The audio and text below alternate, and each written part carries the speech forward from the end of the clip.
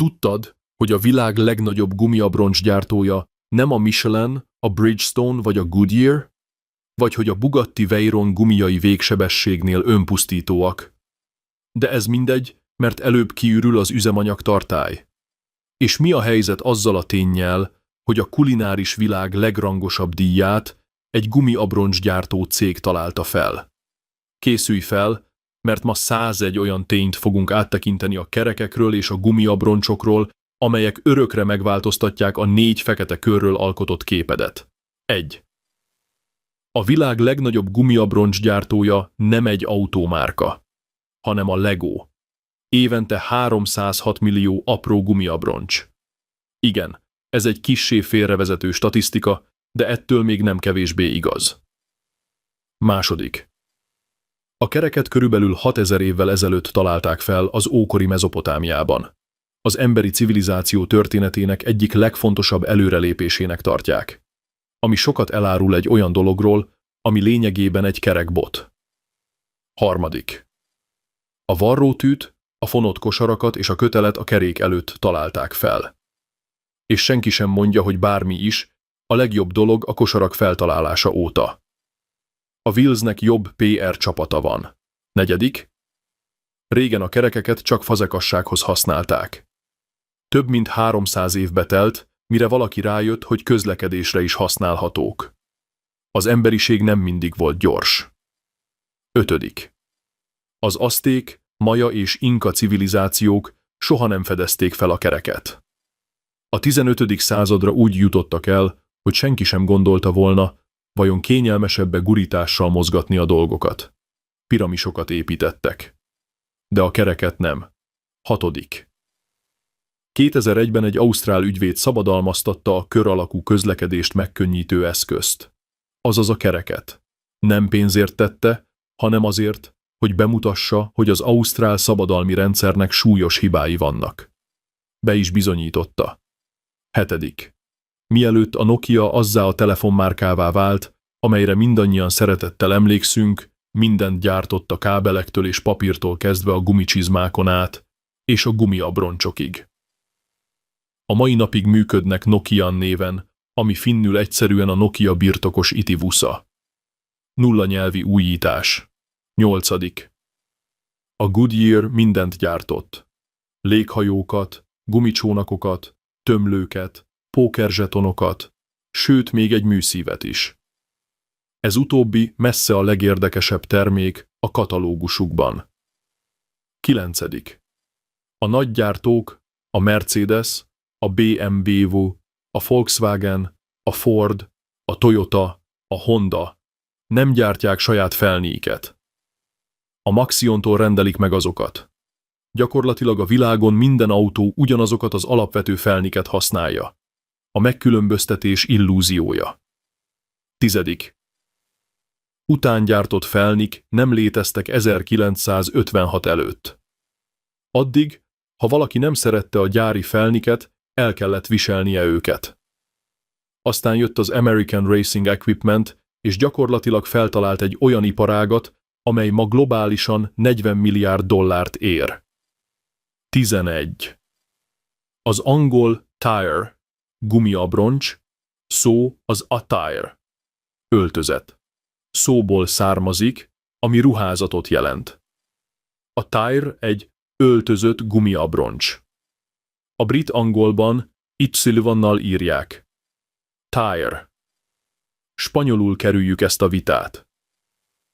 Itt egyszerűen pneumatico. 12.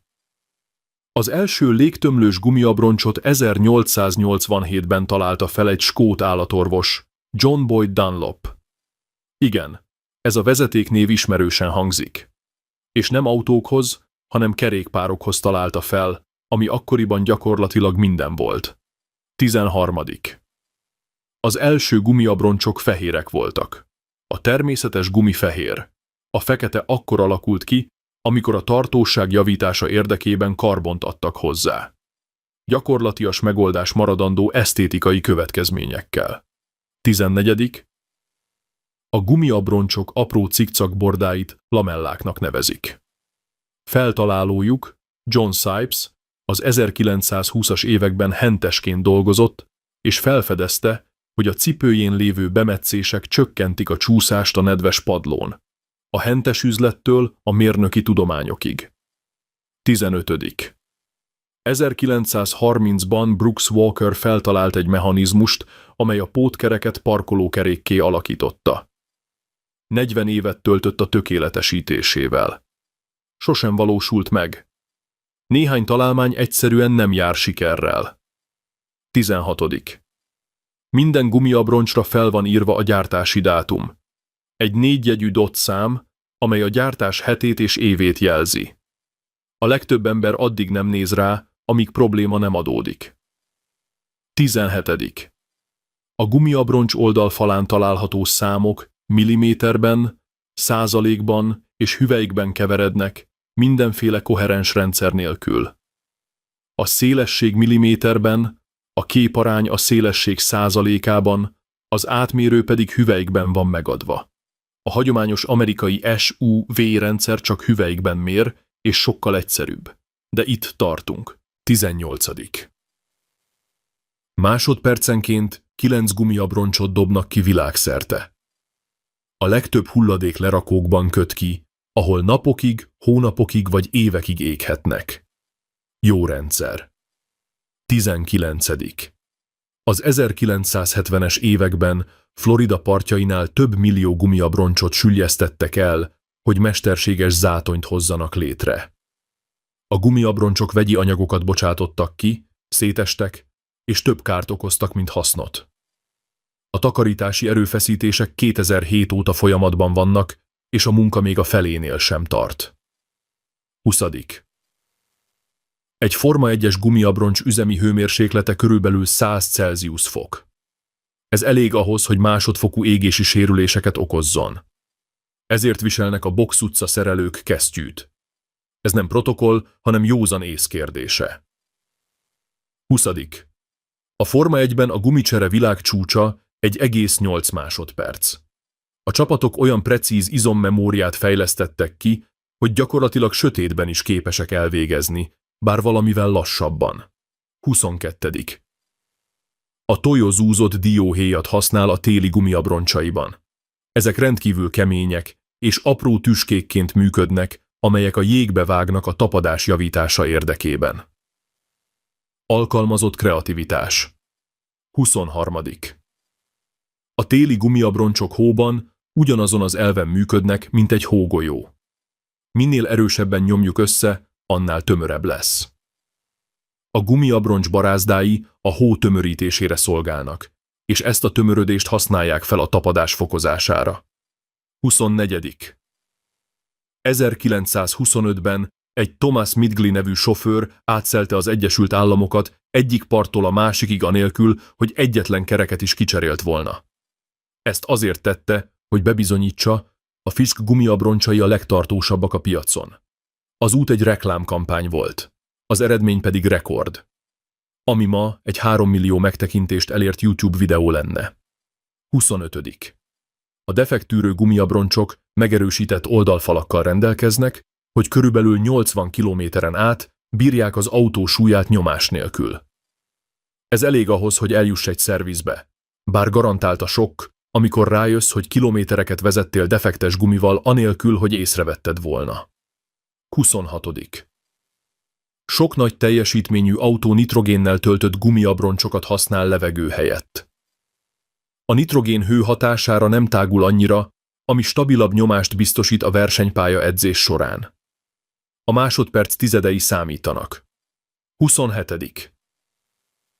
A megfelelően felfújt gumiabroncsok akár 3,4%-kal is javíthatják az üzemanyagfogyasztást. Euróban ez évi körülbelül $70 üzemanyag megtakarítást jelent.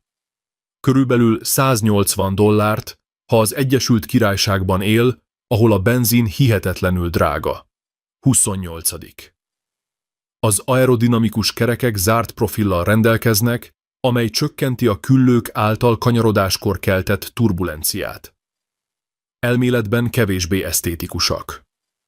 A gyakorlatban az elektromos és alacsony fogyasztású autók esetében Ezek jelenthetik a különbséget aközött, hogy eléred az úti célodat, vagy az út szélén ragadsz, és a telefonoddal bámulod a vontatóra várva. Néha az esztétika várhat. 29. A gumiabroncs és az aszfalt közötti érintkezési felület nagyjából képeslapméretű. Minden ezen az apró felületen belül történik.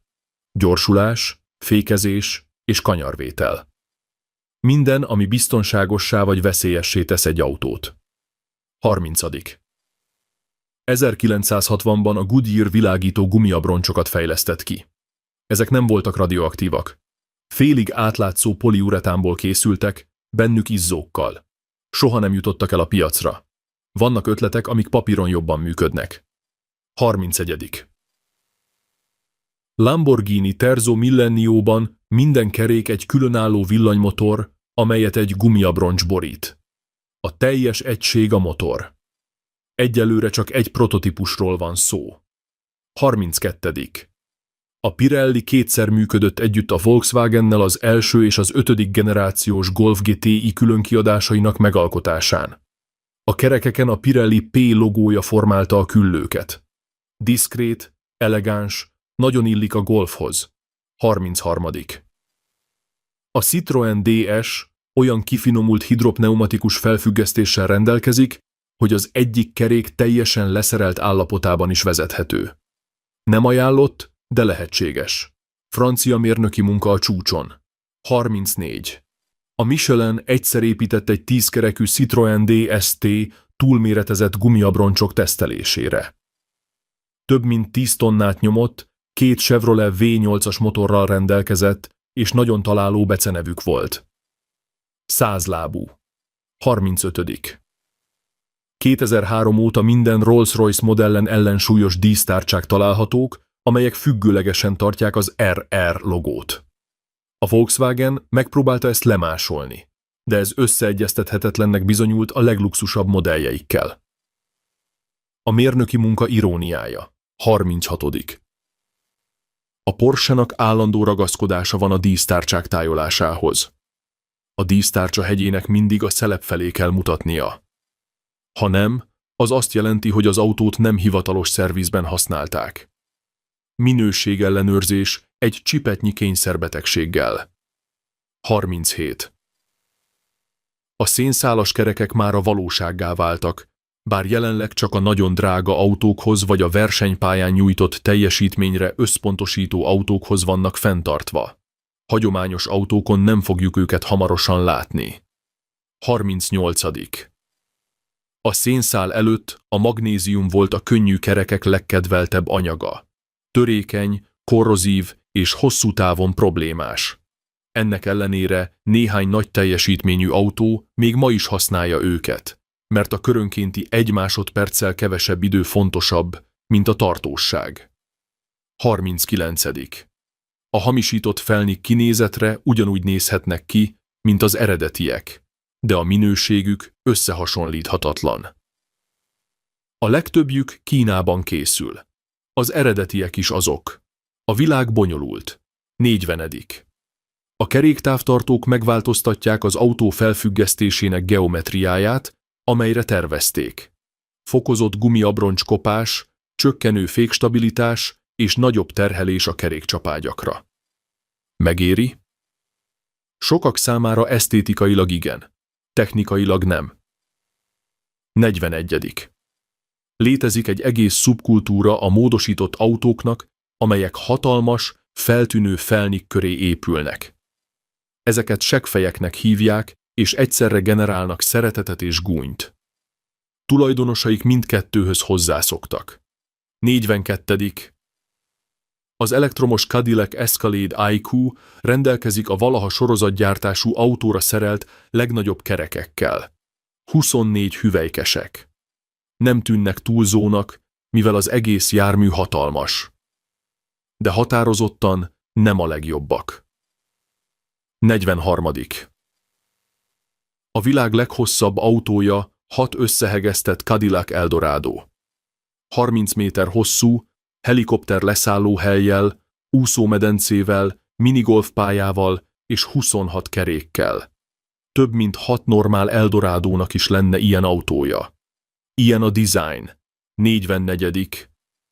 A mechanum kerekek átlósan elhelyezett görgőkkel rendelkeznek, amelyek lehetővé teszik számukra, hogy bármilyen irányba elmozduljanak fordulás nélkül. Lenyűgöző technológia. A probléma a méretarány. 45. A Gyro X egy kétkerekű autó, amely egy beépített gyroszkópnak köszönhetően egyensúlyozik. Amikor a motort kikapcsolják, a gyroszkóp leáll, és támasztókerekekre van szüksége. Összesen 4 kerék. Pont mint az összes többi. 46. A Tir LP 34 ihlette Panther 6 és a Covini C6V 4 kis első kerékkel kísérletezett. Egyik sem járt sikerrel. A 6 kerekűek továbbra is ritkaságszámba mennek. 47. A Thrust SCC, a leggyorsabb szárazföldi jármű, nem rendelkezik gumiabroncsokkal, csak fémtárcsákkal. 1200 km/h sebességnél az erők meghaladják a 35 000 G-t. Ennek egyetlen gumi sem bírná ki. 48. A DARPA olyan kerekeken dolgozik, amelyek alakja változik. Kerekről háromszög alakúra a terepviszonyoktól függően. Egyelőre sci-fi. De a DARPA-nak van már eredménye. 49. Az ukrán serb terepjárónak olyan nagy gumiabroncsai vannak az alvázához képest, hogy az egész jármű képes úszni a vízen. A gumiabroncsok apró lapátokkal vannak ellátva, amelyek úszás közben hajtják. Kétéltű kialakítású. 50. A marsjáró egy rejtett üzenetet hordoz a kerekeiben. Lyukakat, amelyek Morse kóddal a JPL kezdőbetűket alkotják, ami a NASA Jet Propulsion Laboratory-jának rövidítése. Minden egyes mozgáskor nyomot hagy a marsi felszínen. 51. 80 km/h sebességgel egy átlagos autó egy garnitúra gumiabroncsa másodpercenként közel 30 liter vizet képes elvezetni. Nagyobb sebességnél a víz nem tud eltávozni, és az autó elkezd vízen siklani, kontrollálatlanul lebegni a vízen. 52. A Forma 1-es autók két tényezőnek köszönhetően kerülik el a vízen csúszást 200 km/h sebességnél. Az egyik az esőgumik, amelyeket hatalmas mennyiségű víz elvezetésére terveztek, a másik pedig a hatalmas leszorító erő, amely az aszfalt felé nyomja őket. Ez egy másik dimenzió. 53. 2004-ben a Porsche Carrera GT7 egész 28 másodperces időt futott a Nürburgringen Michelin Pilot Sport 2 gumiabroncsokkal, amelyeket kifejezetten ehhez az autóhoz terveztek. 20 évvel később Michelin Cup 2 gumiabroncsokkal ugyanez a kör 16 másodperccel gyorsabb volt. Csak a gumiabroncsoknak köszönhetően. 16 másodperc. 54. Ha javítani szeretnéd egy autó teljesítményét, a leghatékonyabb dolog nem a lóerő növelése, hanem a kerekek és a gumiabroncsok cseréje. A Car Throttle ezt egy BMW-vel végzett időzített teszteken bizonyította. A kerekek cseréje volt a legnagyobb hatású módosítás. Jobban, mint bármely más. 55. A McLaren Artura volt az első autó, amely Pirelli Cyber Tyros gumiabroncsokkal volt felszerelve. Ezek az integrált Bluetooth érzékelőkkel rendelkező abroncsok valós időben továbbítják a nyomást, a hőmérsékletet és az ABS viselkedését. És természetesen értesítéseket küldenek, amikor eljön az ideje a csere. Az összekapcsolt abroncs. 56. Az NHR, a Top Fuel vontatóautói mindössze 6 menet, azaz összesen 2 kilométer alatt elhasználják a gumiabroncsaikat. Tekintettel arra, hogy milyen nagy igénybevételnek vannak kitéve, meglepő, hogy ilyen sokáig bírják. 57. Mickey Thompson megalapította gumiabroncsgyártó cégét. Miután az összes gyártó azt mondta neki, hogy amire szüksége van, az lehetetlen. Válaszában ezt mondta. Megcsinálom magam. És meg is tette. 58. A második világháború alatt az Egyesült Államok betiltotta a pótkerekek használatát az új autókon a gumi megtakarítása érdekében. Logikus háborús kontextusban. Kevésbé logikus, hogy néhány modern gyártó ugyanezt a döntést hozta, és a pótkereket egy habpalackra cserélte. Súlymegtakarítás volt a kifogás. 59. Egy gumiabroncs robbanása 100-150 g TNT robbanásnak felel meg. Nagyjából annyi, mint egy kézigránáté. Nem szabad félválról venni. 60. A túl széles felnikre szerelt, megnyújtott gumiabroncsok és a gumiabroncsok határainak feszegetése veszélyes mértékben csökkenti az aszfalttal való érintkezési felületet. Kanyarban, ha még ez a minimális tapadás is elvész, az autó elveszíti a tapadást. És mégis az emberek még mindig csinálják. Az autótuningnak megvannak az áldozatai. 61. Michelin Twill technológiát fejleszt. Egy levegő nélküli abroncsot, amely gumiküllőket használ pneumatikus nyomás helyett. Személygépkocsikhoz még nem áll készen, de fűnyírókhoz már árulják. Az első lépéseket gyakran így teszik meg. 62. A Michelin a 3D nyomtatásra is fogad. A teljes gumiabroncs cseréje helyett csak a külső futófelületet. Olcsóbb, kevesebb hulladék. Egyelőre csak elméletben. 63. A Bridgestone szerint a gumiabroncsok gumiból, acélkordokból, textilanyagokból és 197 további összetevőből készülnek. Összesen 200. Bár ez a szám kissé kereskedelmi kerekítésre emlékeztet. 64. A kaucsukfa 7 évig tart, mire kifejlődik, és csak trópusi éghajlaton nő. A Goodyear és a Védelmi Minisztérium a pitipangot vizsgálja alternatívaként. Latexet termel, 6 hónap alatt érik be, és szélesebb körű éghajlati viszonyokat bír el. A gumiabroncsok jövője tavaszillatú lehet. 65. Az Apollo holdjáró motorok és a Citroën SM rallyautó kerekei ugyanazon a konstrukciós elven alapultak. Üvegszálas kompozit anyag, ami sokkal könnyebb, mint az acél. Az SM még közúti változatban is kínálta ezt a szerkezetet. 66. A kopásjelzők azok a kis keresztlécek a gumiabroncs barázdái között. Amikor egy síkban vannak a futófelülettel, itt az ideje kicserélni a gumiabroncsot. Van egy másik módszer is. Dobj be egy érmét fejjel lefelé. Ha látod a felső szélét, akkor itt az ideje elmenni a szervizbe. 67. A kerékanyák rögzítő elemei csak a 2000-es években váltak népszerűvé, amikor a tolvajok felfedezték a hulladék alumínium értékét. A bűnözői innováció szüli a védelmet. 68. A gumiabroncsok 8000 és 13000 kilométerenkénti cseréje kiegyenlíti a kopást. Az első gumiabroncsok gyorsabban kopnak, mivel ezek tartják a kormányzást és a motor nagyobb súlyát az első kerék meghajtású járművekben. 69. Becslések szerint évente körülbelül 10 amerikai hal meg, miután mozgójárművekről leeső kerekek elütik őket. Meglepő módon létezik egy halálok. 70. A NASCAR gumiabroncsoknak belső bélése van. Abroncsok egymás abroncsai között. Ha a külső bélése kiukad, a pilóta folytathatja az utat a box utcába. Ezért van minden gumiabroncsnak 2 szelepe. 71. A Formula Drift versenyeken csak a kereskedelmi forgalomban kapható utcai gumiabroncsok engedélyezettek. Normál használat mellett ezek néhány évig kitartanának.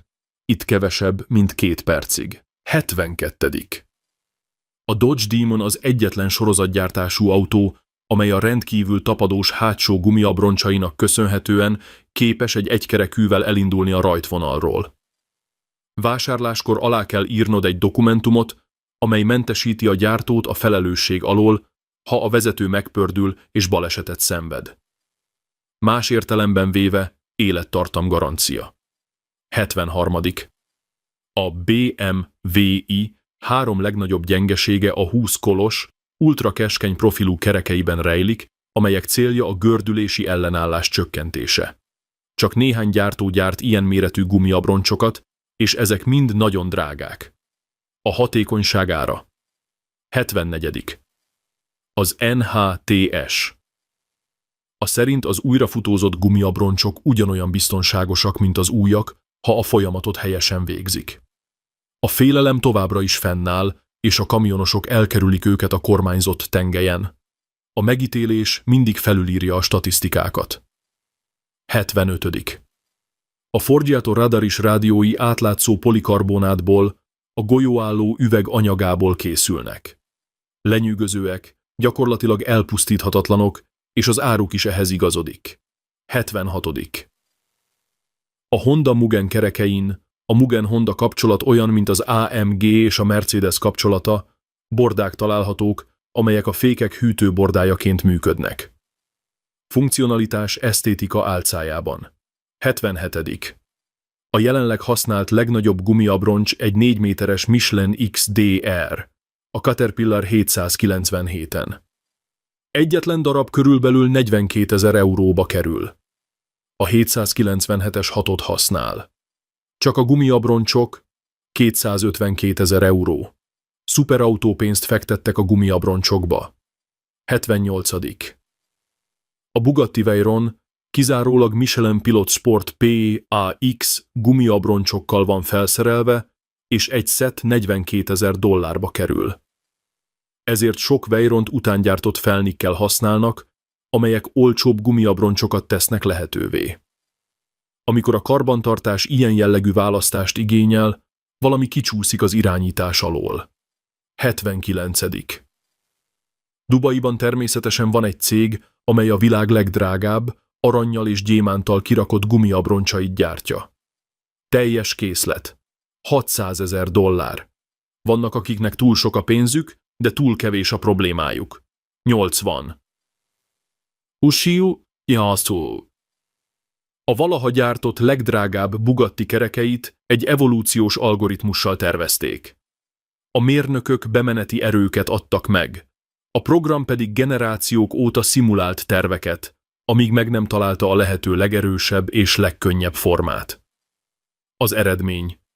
Ez a szinte organikus szerkezet. Kínai hamisítványok már kaphatók. 81. 1985-ben Honka mutatta be az első 345 mm-es hátsó gumiabroncsokat sorozatgyártású autón. Ma a Bugatti Veyron tartja a hátsó gumiabroncsok rekordját 365 mm-rel. 20. második éve veretlen. 82. Vásárolhatsz olyan gumiabroncsokat, amelyek színes füstöt termelnek, amikor velük közlekedsz. Tökéletesek arra, hogy jól néz ki a közösségi médiában, vagy hogy felfedd a baba nemét oly módon, ami valószínűleg vírusvideóként végzi. A piac mindig talál megoldást. 83. Az új gumiabroncsokon található apró dudorok a gyártási folyamat melléktermékei. A gumi vulkanizálása során a formákban gázok keletkeznek, amelyek kis csatornákon keresztül távoznak, és némi gumi átszivárog ezeken a csatornákon, majd megszilárdul. Ezeknek nincs gyakorlati céljuk. Ezek gyári jelek. 84. A futófelület blokkjainak kialakítását pitch sequence-nek nevezik. Amikor azonos méretűek, a gumiabroncs monoton búgást kelt. Méretük és elrendezésük változtatásával a zaj megtörik, és sokkal kevésbé zavaróvá válik. A gumiabroncs akusztikai kialakítása önmagában is egy különlegesség. 85. A kis szelepsapkák nem a levegő csapdájára szolgálnak, hanem arra, hogy megakadályozzák a szennyeződések eltömődését a szelepben. Sok autós elveszíti őket, és semmi sem történik. Egy Bugattiban azonban több mint 400 km/h sebességgel ez az apró 2,5 g súlyú sapka 7 kg-nak megfelelő centrifugális erőt generál. Autópályán 130 km/h sebességgel ez lényegtelen. 430-nál már nem annyira. 86. Teljes sebességnél a Veyron gumiai 12 perc alatt tönkre mennek. Nem kell aggódni. A tank 10 perc alatt kiürül. Az autó magától megoldja a problémát. 87. Az öntömítő gumiabroncsok belső bevonata akár 6 mm-es lyukakat is lezár. Egyre több autóban alapfelszereltségként szerepelnek ezek. Ha a lyuk nagyobb, akkor nincs szerencséd. Akkor tényleg elakadtál. 88. Az új gumiabroncsokon vannak apró, szőrszálakra hasonlító gumikiemelkedések. Sokan levágják őket, azt gondolva, hogy gyártási hibák. Pedig nem azok. Ezek a csatornák maradványai, amelyeken keresztül a vulkanizálás során gázok távoznak, és egy kis mennyiségű gumi beszivárog és megszilárdul. Ezeknek nincs semmi céljuk. De nem is zavarnak. 89. A gumiabroncs érintkezési felülete folyamatosan változik a sebességgel, a hőmérséklettel, a nyomással és a terheléssel. Nagyobb sebességnél kissé hátrafelé deformálódik. Egy mozgó gumiabroncs fizikája sokkal összetettebb, mint amilyennek kívülről látszik. 90. 1900-ban a Michelin kiadott egy autósoknak szóló útmutató térképekkel, benzinkutakkal és ajánlott éttermekkel. A legjobbak csillagot kaptak. Idővel ezek a csillagok a kulináris világ legáhítottabb díjává váltak. Azért találták ki, hogy az emberek többet vezessenek és jobban koptassák a gumiabroncsaikat. Tiszta kapitalizmus. 91. A Michelin első kabala figurája, Bibendum, nem az a barátságos pufók figura volt, akit ma ismerünk. Az eredeti 19. század végéről származó változatok jóval nyugtalanítóbbak voltak. Az idő és a marketingosztályok csodákra képesek. 92. Az 1990-es években a Ford Explorereken használt Firestone abroncsok több mint 200 halálesetet okoztak az Egyesült Államokban olyan hibák miatt, amelyek defekthez és felboruláshoz vezettek. Az eredmény?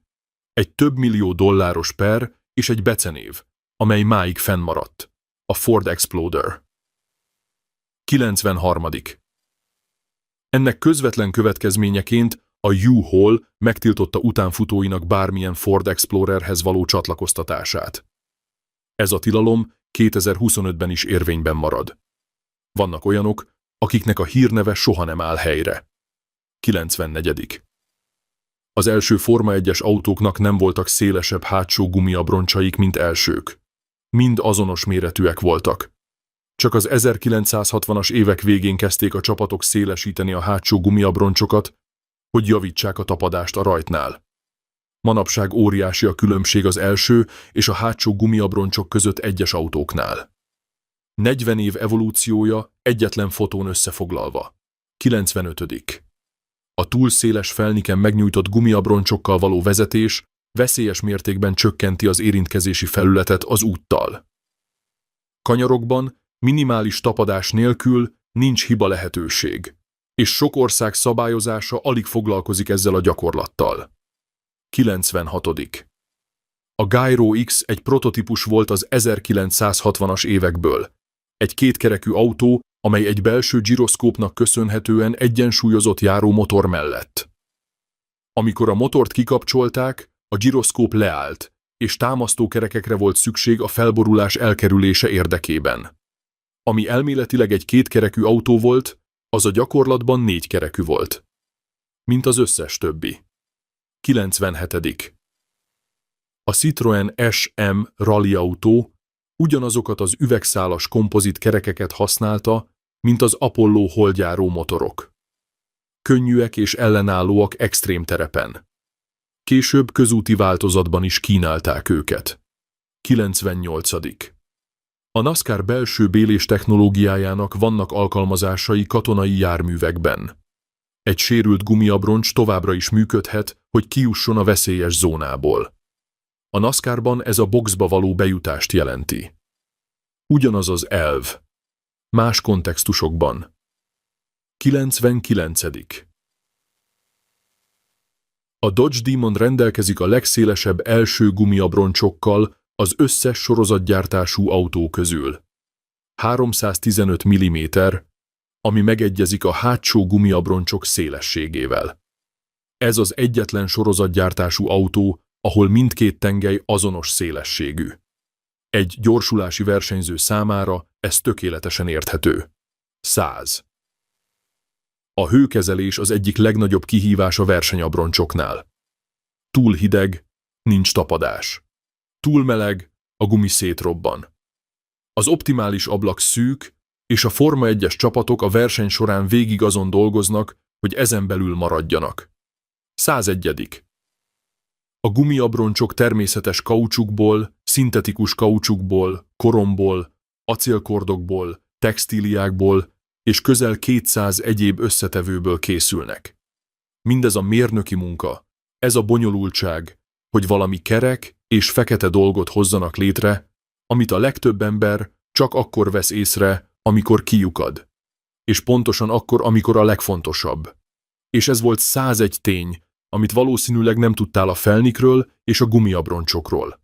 Ha idáig eljutottál, írd meg kommentben, melyik volt a kedvenced. Találkozunk a következő videóban.